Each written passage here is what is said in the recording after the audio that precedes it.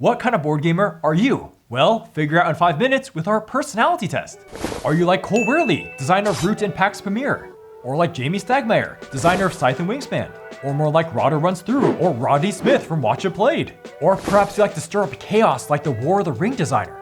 We created 10 different board game personalities.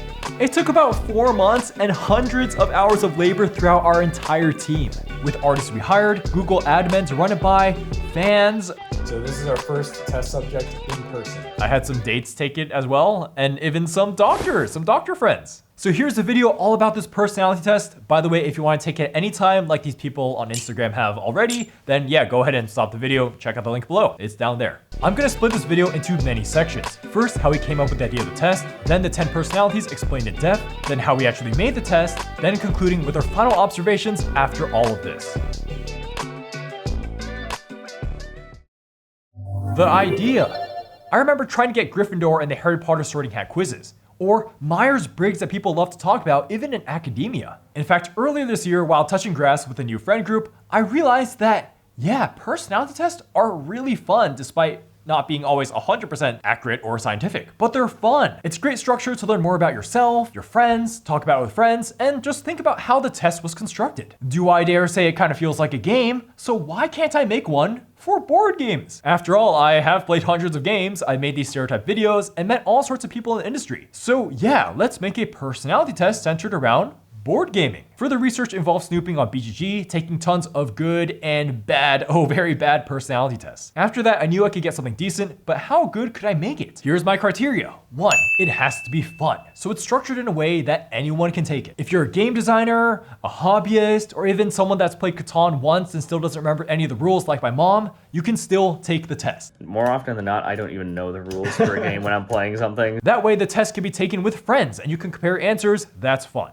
Just reading it, I think blue is the best one for me, and I got very little blue. 2, the test has to have complexity, and that comes from having 10 different personalities that you're sorted into. That makes the result feel more unique to you, and more on these personalities in a bit. 3, the test has to have depth. That is, each of the personalities has to have a lot written about them to feel engaging. That's where the strengths, weaknesses, quotes, and even other types you get along with come in. Criteria number 4, which is a subset of 2 and 3, is that the result has to feel unique to you. That's where the graph comes in, the pie chart, and then also this personalized TLDR from your primary and secondary attributes. So now we can delve into the core of this. The 10 different personalities you can get sorted as. Let's get into them. The 10 personalities. You got the host, the person that makes game night happen, inviting people, making sure the rules are read, but probably more importantly, just making sure everyone has a good time at their abode. Then the Warhawk, who really wants to win, usually in an aggressive style. This is modeled off of people I met in my trading card game days, but if you're really serious about winning, generally in an attacking way, in area controls, this could be you. Third is the collector, who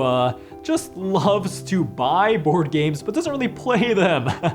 Okay, Tainted Grail or Nemesis or Mage Knight or whatever else is on your shelf of shame, this just gets collected. You're a collector. I reckon very few people will be sorted into this, but it could be you. Fourth is the chaotic, who just love to cause trouble in games. Granted, they're not usually trying to ruin the game, but they think it's amusing to spice things up. Fifth is the mediator, an angelic presence who prefers cooperation and working together in these cooperative games. Those who love Pandemic or Spirit Island come to mind. Sixth is the aesthetic, the quieter, nature-loving one.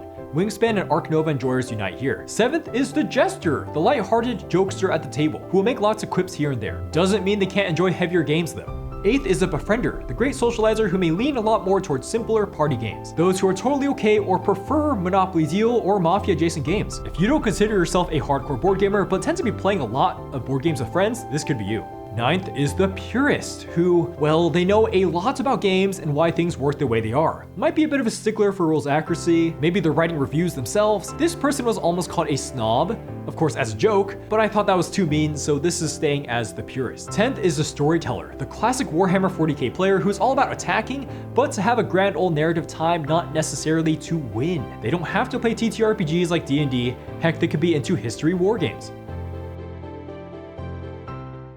Now I'm gonna go really into depth about how this test was made, but as always, you can just stop the video, you can take the test below, and you can just come back to this video after you're taking it, or you can just share it with your friends. If you just share it with your friends, I'd be pretty happy. Oh, we're also not really monetizing this test in any way, like it's free to take. So if you want to support us anyway, we got our coffee and our Patreon. Check out all our Patreon supporters over here. Thank you guys so much for supporting us throughout the years, and also our esteemed Mad Lads of Cardboard. Okay, now let's delve into my process. So I first took the popular personality test as inspiration. There's this one, then there's Enneagram and Big Five for more scientific approaches, the Instagram vegetable one because it's cute and funny, but the one I kept coming back to was Myers-Briggs. In fact, the very first personality, the host, was initially modeled on my own Myers-Briggs combined with board gaming. The Myers-Briggs was ENFJ, an extroverted person, and according to Cora, make great cult leader. Then I came up with blue at first, then wrote red for someone that takes winning in games very seriously. Then fleshed out colors from there, like there's a quieter white and green, then there's the more silly troll yellow and black. All right, we don't have names for these yet, but we have a test.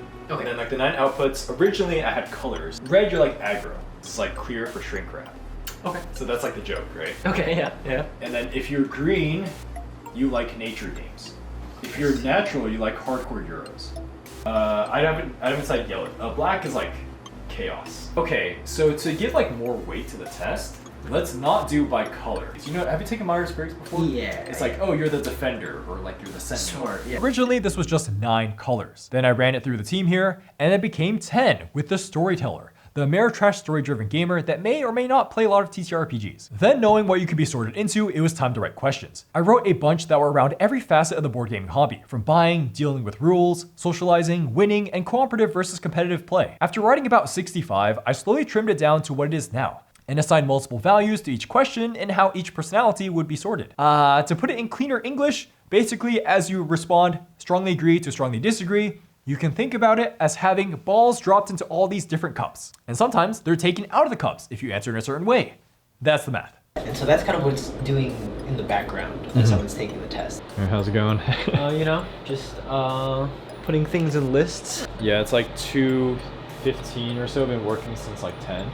Yeah. Forgot to eat lunch, so now we're making lunch. But yeah, it's a lot of typing. Yeah. I didn't notice the time just disappeared. No, yeah. Yeah. Yeah, goal by the end of today is to have the test. Yeah. I think we'll definitely hit that. We can do it. Yeah, for sure. And then over here is our whiteboard.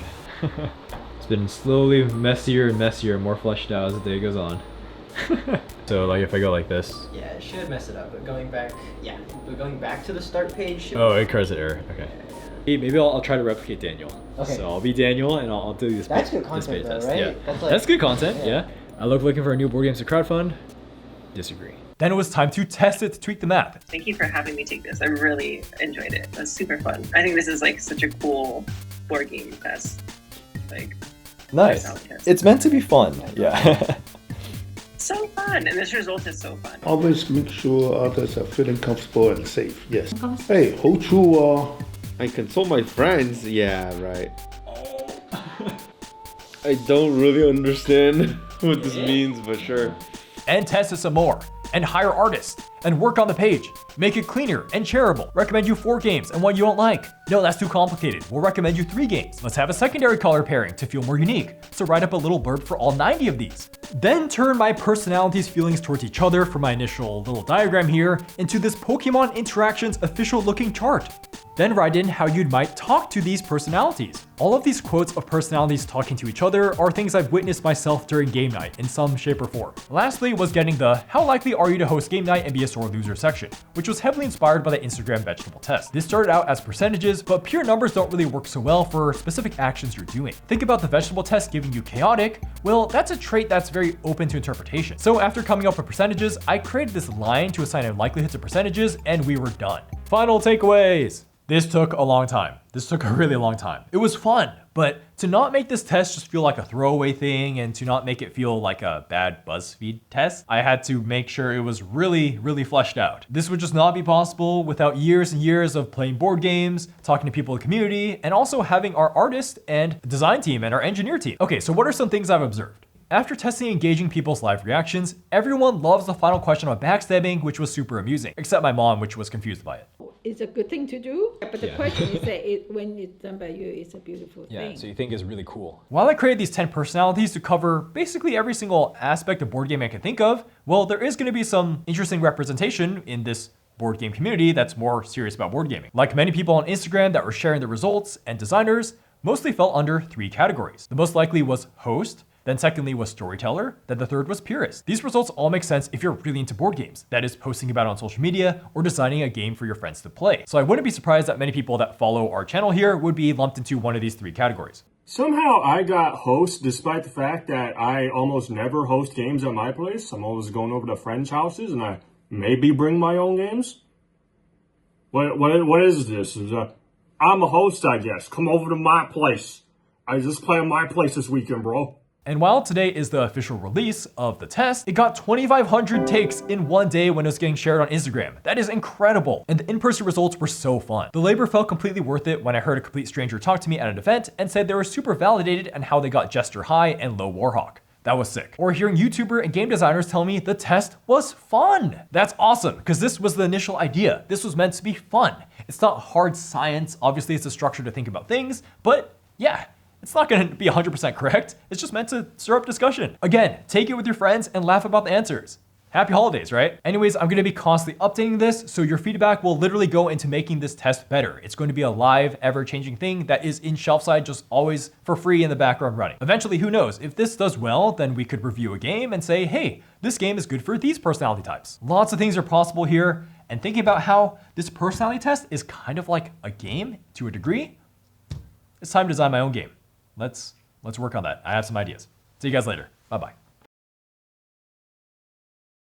Okay, Ashton, what the fuck color is parchment?